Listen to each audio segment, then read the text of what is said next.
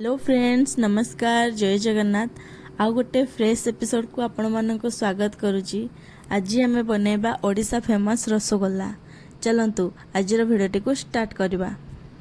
आम क्षीर को फुटेबा। क्षीर भल भाव फुटिला परे आम याकू छिड़ेबा।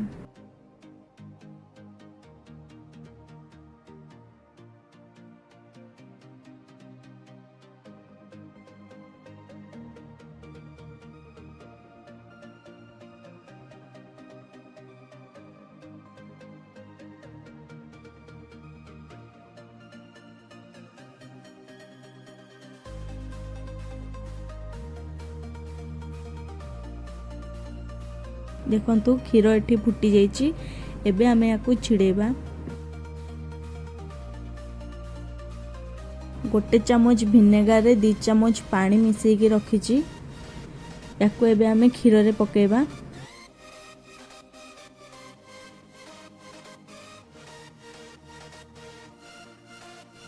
दया करी like, share and subscribe my channel.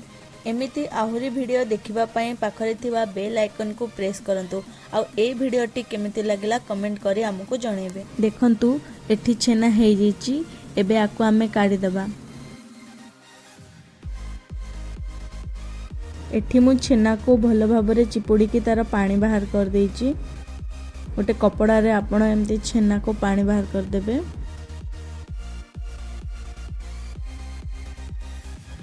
एबे आकु आमे धीरे धीरे करी चकुड़ीबा।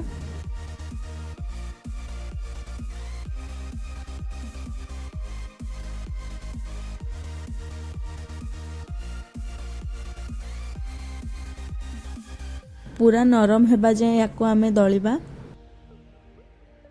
किछि गुजराती गुंड एठी मो पकेइछि।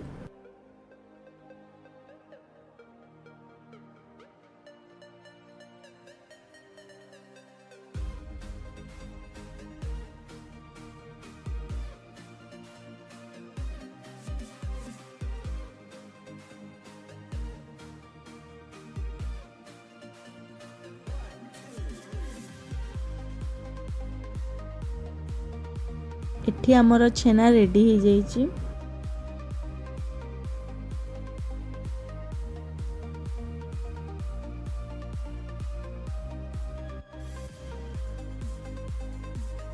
चलंतु एबे आमे चीनी सिरा तैयारी करबा। 2 कप चीनी मु एठी नेइछि।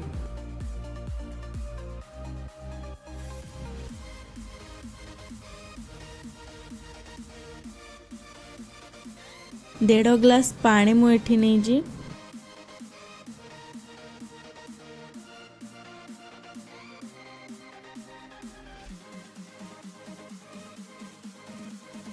देखंतु चीनी एठी मेल्ट हो जाइछि। एबे आमे एथिरे गुजराती गुंड पकेबा।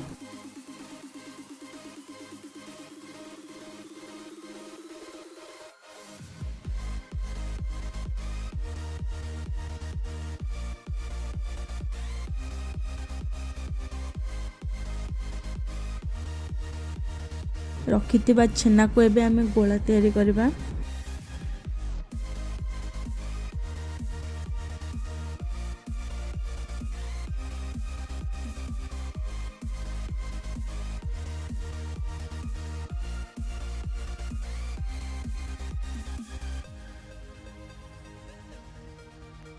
गोटे गोटे करी सब गोला मु रेडी कर देइछि।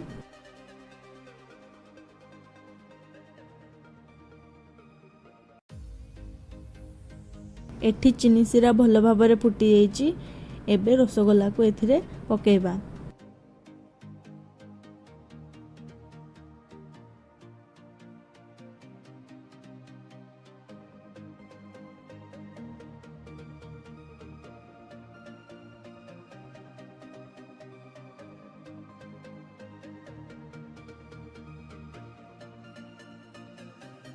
रसगोल्ला को एबे आमे फुटिबा को छाड़ी दबा।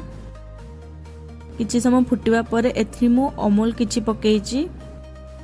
अमूल पकेबा द्वारा रसगोल्लार कलर पूरा व्हाइट आसी थाए। दया करी like, share and subscribe my channel.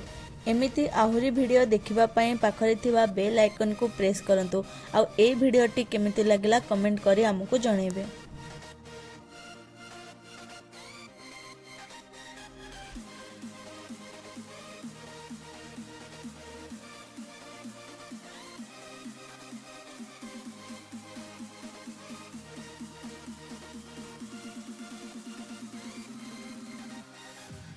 एठी हमर रसगोल्ला रेडी हो जाइए।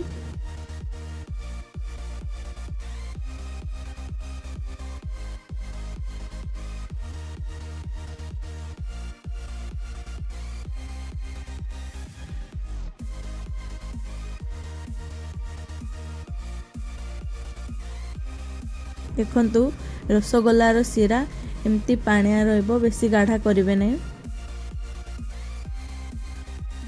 एठी हमर रसगोल्ला संपूर्ण रेडी हो जाइए।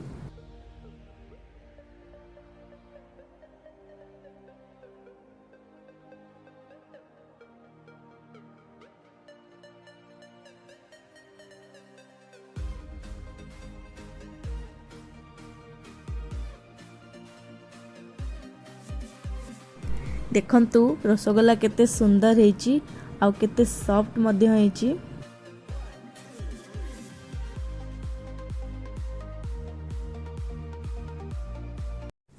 दयाकरी like share and subscribe my channel. एमिति आहुरी वीडियो देखिबा पई पाखरे थिबा बेल आइकन को प्रेस करंतु आउ ए वीडियोटी केमिति लागिला कमेंट करी हमकु जणेबे।